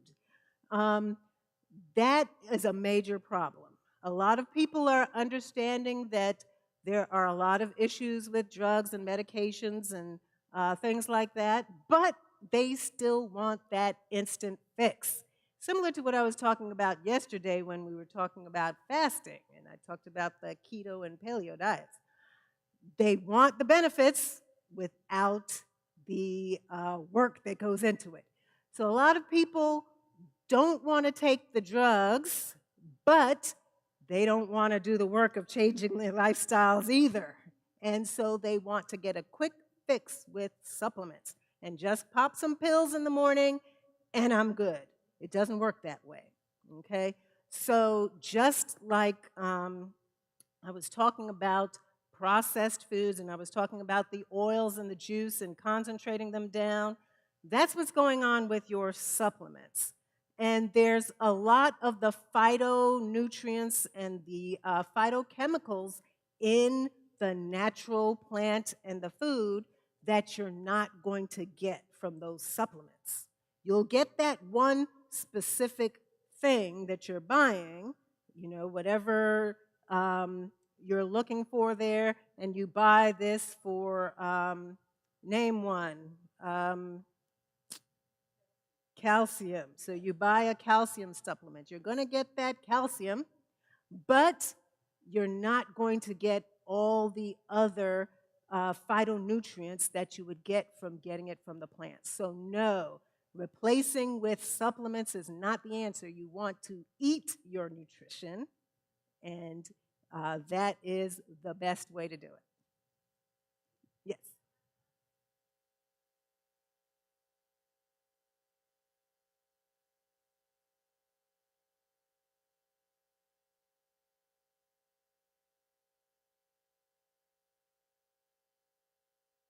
Mm-hmm.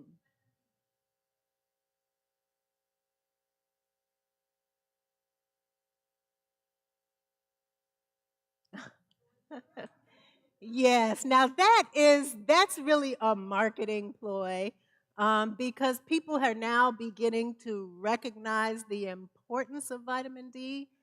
And, you know, vitamin D does a lot for our bodies, and including our immune system. So now we were hearing all of this on the news about COVID and vitamin D. And so whenever something like that happens and this one nutrient becomes so important in the minds of people, all of the food industry is going to start adding that nutrient into their foods. We had this big wave of probiotics, and then you saw probiotics everywhere. If you haven't taken antibiotics and killed off your bacteria, you don't need probiotics. What you need is to be eating the proper food that feeds your own healthy bacteria and builds up your own healthy bacteria. What you do with those probiotic tablets is you pop it, and then whatever killed off your bacteria is going to kill off what you just popped in that pill as well, or in that yogurt or whatever you ate to get it in there. You've got to change what you're eating, change what you're putting in there to feed your GI tract and your gut. So that's just another example of the same thing. When there's this thing in the news, then you see it everywhere. And then people just start taking this one thing, and they truly believe they're doing something good for their health. But no, you don't need to be getting all of these extra fortified things that you see. Those are all marketing ploys. Okay, yes, ma'am. There's no problem with using a nut milk for your cereals and things like that. Just recognize that you're mainly drinking water. That's basically what it is. Unless you're making your own nut milk or soy milk or oat milk, you might get a little bit more oats from the oat milk because oats are not that expensive. But your nut milks and all the others, you're really getting like 3 nuts and water. And, that's really, it's just, that's all it is. So, it's not, and there's nothing wrong with, using that for a bowl of cereal or something, but you're not really getting much nutrition out of it. Okay. Yes. Yes, sir. Yes, sir.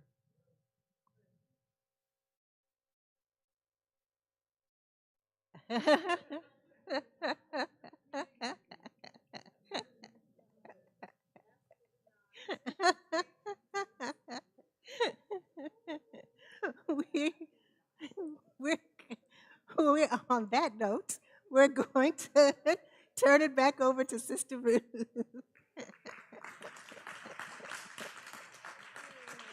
Thank you. Awesome. Appreciate you.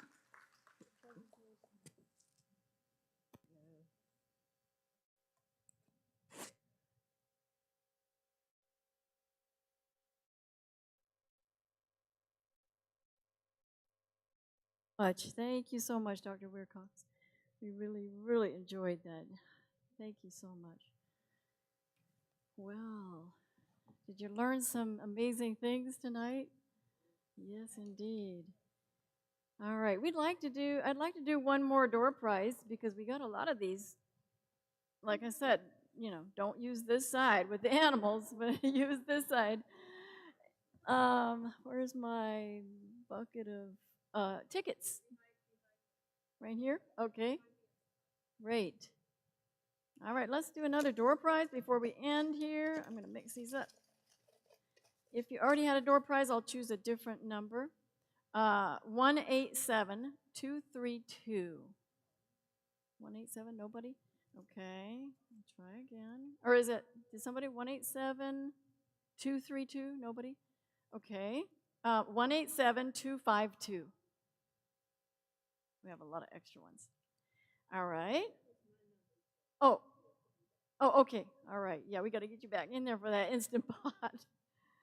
All right. 187249. 187249. 187264. We have a lot of extra ones in here. 187235. 187224. All right, come on up. And once again, I'm going to give you a choice between these ramen noodles and a cutting board. What is she going to choose? Cutting board, all right. Yeah. Okay. What was your number? 187224? Okay, I guess I already have that one in here, so. Okay. And for the grand prize, somebody's going to win the Instant Pot. Let's see. Oh, we're losing this thing. I think right before we do the Instant Pot, I would like to call everyone out that was a volunteer. I want to just say a big thank you to everyone that helped put this on. So if you helped in any way, shape, or form, come up here, right up here. Come on out of the kitchen, everyone. And I'd love somebody to take a photo. Come on up. Thank you. What an awesome team to put this together. Thank you, thank you, thank you. We have Hans in the back, and Keith, and where is Malachi? He was here too, I think. Or no, it was Eli, yeah. All right, let's get a good picture here. Are we missing some? Who's missing? Oh, she's gone. Okay. All right. Wonderful. Thank you. You're welcome. Thank you. All right, let's do that drawing and see who is going to win the Instant Pot. Costco doesn't have these anymore. I was really disappointed. So, okay, they're well mixed. 187259. 187259. 187217. Woo!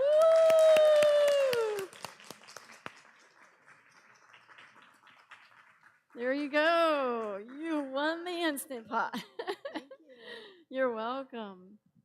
Well, I just want to thank everyone for coming out tonight and taking time for yourself, and this is a great gift and to the community.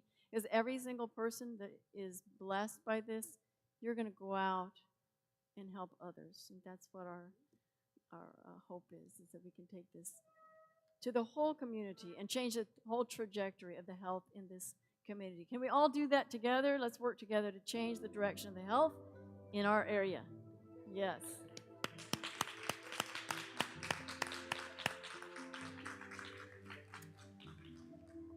All right, I'm just going to remind you to do the survey sheet if you don't mind. And the donation box is back there. And if we could have Pastor Vic come forward and have a closing prayer. I really enjoyed being with you tonight, and I look forward to seeing you at the next cooking demonstration. We don't know. We don't